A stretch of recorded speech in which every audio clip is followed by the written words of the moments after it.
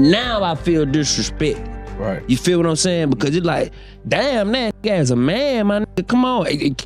Don't say money. Everybody do it for free, Ross. First of all, you know it love. Second of all, I got to call a spade when it's a spade. Rick Ross is pushing back hard at DC Young Fly after he dropped that so-called industry ritual receipt tied to Jonathan ODDI, and the whole situation is turning into something that feels more like a witch hunt than a regular internet moment.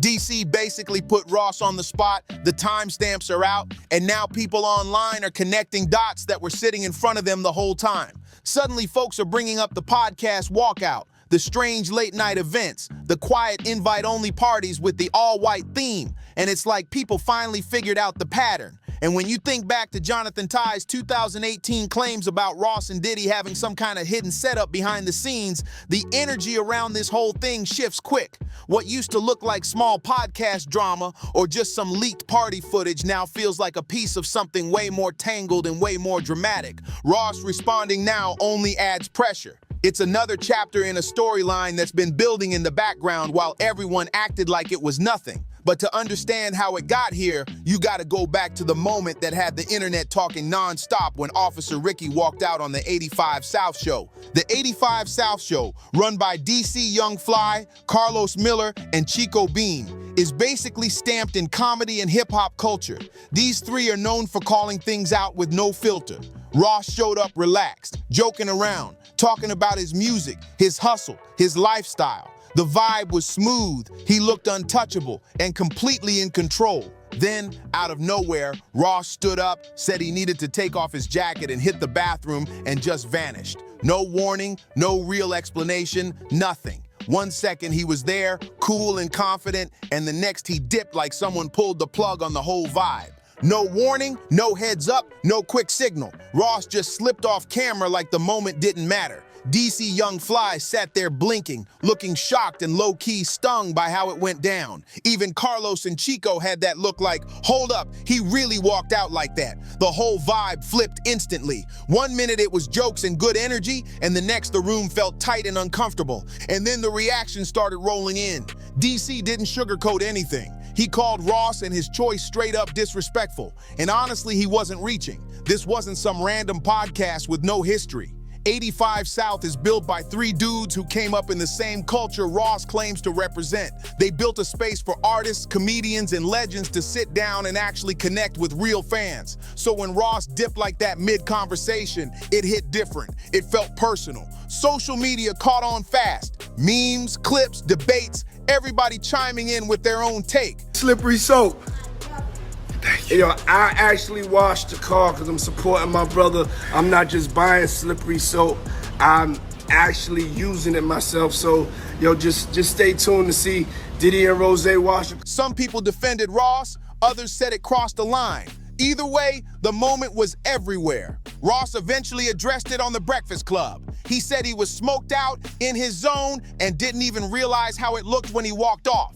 He said he had love for DC, Carlos, and Chico, even calling them his little homies, and claimed the move wasn't meant to disrespect anybody. He tried to play it off as bad timing, not bad intentions. But here's where everything got messy. Just hours later, Ross popped up sitting comfortably in a nearly 2-hour interview on a white-owned podcast. No rushing off, no disappearing, no confusion. He answered every question calmly and fully, with zero hesitation. That contrast is what sparked the real heat. People weren't just mad about the walkout anymore, they were questioning what made him comfortable there, but not with the 85 South crew.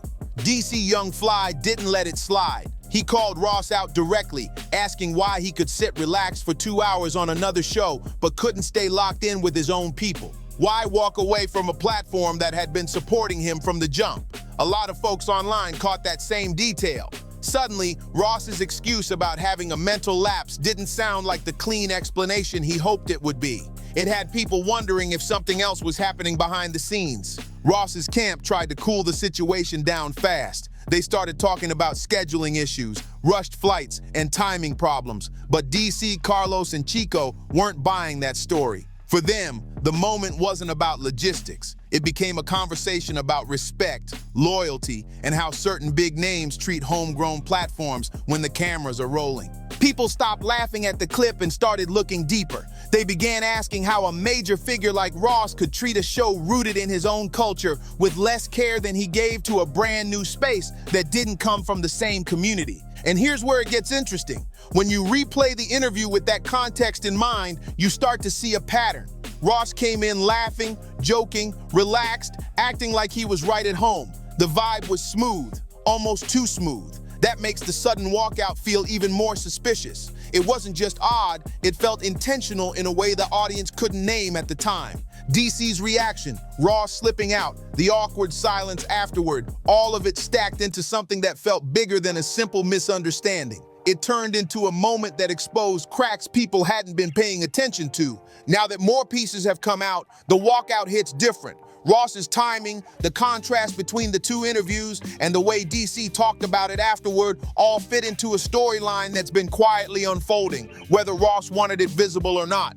Things really started heating up later when DC dropped those blurred party clips and the so-called receipts began circulating.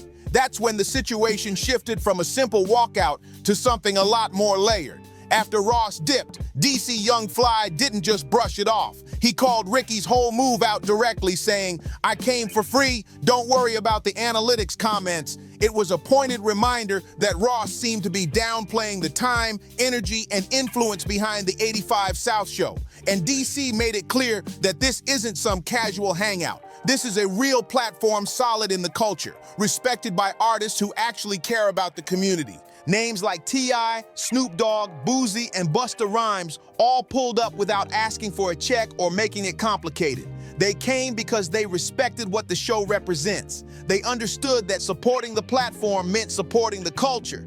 Meanwhile, Ross didn't show that same energy. That contrast is what really stood out. Here's where the deeper layer comes in. A lot of people don't mention how DC had already peeped certain things about Ross. He hinted that the industry changed Ross in a way that had nothing to do with music or business meetings. And of course, he came with hints and receipts. DC kept it subliminal, but the message was clear. Ross is at a point in his career where protecting his brand and his money sometimes matters more than loyalty or respect for the spaces that helped him grow. So this moment wasn't just about him taking off a jacket or needing a bathroom break. It represented how the game can twist a person. Once you reach a certain level, every choice becomes about image, power, or keeping certain doors open. And with those blurred party clips spreading online and old statements resurfacing, people started seeing Ross as someone moving in circles where secrecy and quiet deals come before everything else. He said Ross, which say good buddies, okay? They're gay. Who? Both. Diddy and Ross. And Khaled. They're all gay. DC's reaction didn't just highlight the disrespect. It opened a bigger conversation about how success can change someone and how some artists start choosing their alliances based on power instead of community. Behind the scenes of hip-hop, there's a whole different world operating out of sight. And this is where things take an even more interesting turn. DC Young Fly didn't just call Ross out and walk away from the situation. He dropped a blurred clip that had the internet locked in instantly. And this wasn't some regular pool party. The video showed an all-white, foam-covered private event at Ross's estate, and the rules surrounding it were strict. NDAs, no phones, a tight dress code. Anyone stepping in had to follow the structure with no exceptions. Everything about the setup pointed to secrecy. But the timing made it even more suspicious. Ross had just promoted another one of his public pool parties, hyping it up like it was open fun for the fans. Then DC comes out with this blurred, coded clip that looked nothing like the public event Ross was selling online. That had people asking why DC chose that exact moment to show it. Why drop something so mysterious right after Ross pushed his own clean, family-friendly version of a party? And when you start lining everything up, you see this is more than just an invite-only night. The NDAs, the no phone rule, the foam, the all-white attire, the closed-off guest list, it all gave the vibe of something structured and exclusive. It hinted at circles that operate on loyalty, privacy, and unspoken rules. People online didn't just see a party, they saw signs of deeper dynamics, the type you only hear whispers about in the hip-hop world. DC's point wasn't just that Ross hosted wild celebrity events, it was the atmosphere around them, the control, the secrecy, the sense that certain parts of Ross's lifestyle were built on things the public was never supposed to witness. Suddenly, the podcast walkout didn't feel like an isolated moment. It felt connected to a pattern where Ross moves carefully to protect his influence and keep certain spaces hidden. What DC exposed wasn't just a night of foam and music. It was a glimpse into a curated, guarded world that most fans never get close to. None of this should really shock anyone. People who've been around the culture long enough remember when ODDI tried to speak on the same thing years ago. Before the chaos at Trump National Doral made headlines, before anybody labeled him unstable, he had already dropped comments that sounded wild at the time. Back in 2018, ODDI became known for storming the Trump resort and firing shots, creating a situation that looked completely out of control. But the part that matters here isn't the stunt. It's what he said afterward about the music industry. His claims were extreme. He said Diddy and Ross were involved in secret rituals, private invite-only parties, and closed-off environments built around mind control vibes. He talked about contracts and NDAs used to keep people tied in. He even brought up Cassie in ways people dismissed as movie-level storytelling. Everyone brushed him off. Folks laughed, said he was unstable, and moved on. But now, with Diddy behind bars, leaked party clips floating around, and strange receipts showing up online, people are beginning to replay things they once ignored. Suddenly, the blurred foam party clip from Ross's estate isn't being viewed like a random moment. It looks similar to the exact type of scene ODDI claimed existed. When you line up Ross's private events with what ODDI described, the picture changes. This doesn't look like someone hosting parties just to show off wealth. It starts to look like someone operating within tight, controlled circles where rules and secrecy come first. People are realizing Ross may be moving the way someone would when they're protecting influence, connections, and a lot of money. That's why people keep calling the situation a witch hunt vibe. It's not because the internet is bored, it's because certain patterns are becoming harder to ignore. If you zoom out, Ross and Diddy have a long history that goes beyond making music together. They have mutual partners, endorsements, events, and a social circle that has always looked more exclusive than average. And some of those events come with heavier rules than people realized. The blurred foam party DC posted showed an all-white dress code, NDAs, no phones, and restricted access. That lines up directly with the kind of setups ODDI once tried to expose. What used to sound unhinged is now looking more like a puzzle people are finally starting to piece together. The rules around these private events were so strict that anyone paying attention had to pause for a second. I really didn't know it was a big deal when I didn't finish that interview. 85 South, they're my little homies, so this is what I need y'all to do. Hit the homies up and let them know Rose will finish the interview. Only certain people could get inside, and everything that happened was tightly managed. If you watch those blurred clips closely, the energy feels strange. The way people move, the way the room is set up, the whole vibe leaves you asking more questions than you started with.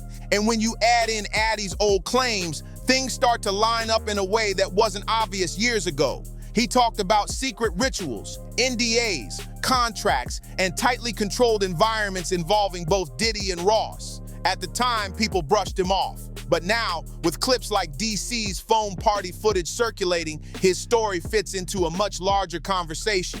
It's like puzzle pieces that never made sense suddenly match up. That brings us to the bigger fallout. Diddy, one of the biggest moguls in modern music, the face behind Bad Boy, and a man who built a whole empire off influence and networking, has been dealing with serious legal consequences connected to long-running allegations. Earlier this year, he appeared in federal court in New York, facing a list of charges tied to misconduct. After months of headlines, statements, and legal battles, he was ruled not guilty on the major conspiracy-related accusations, but he was found guilty on 2 counts tied to improper transportation under the Mann Act. The details were handled carefully in court, and the coverage made it clear the case was complicated. What mattered most in the end was the outcome.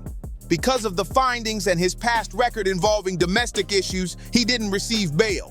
He was moved straight into pretrial detention while the system sorted out his status. When sentencing came down on October 3rd, 2025, the judge handed him 50 months in federal custody, followed by supervised release and a financial penalty of $500,000. That's over 4 years behind bars and years of monitoring afterward. For someone who once stood on top of the industry, the shift is massive.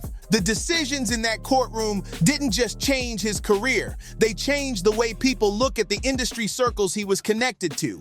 Diddy has already run into issues while serving his time. He's in the RDAP rehabilitation program and helping out in the chapel. But even with those roles, it's clear this is a major fall for someone who once shaped a huge part of hip-hop culture. The case against him didn't appear out of thin air either. Allegations tied to Cassie and another woman, combined with claims connected to the Combs enterprise, painted a troubling picture that the court had to examine closely.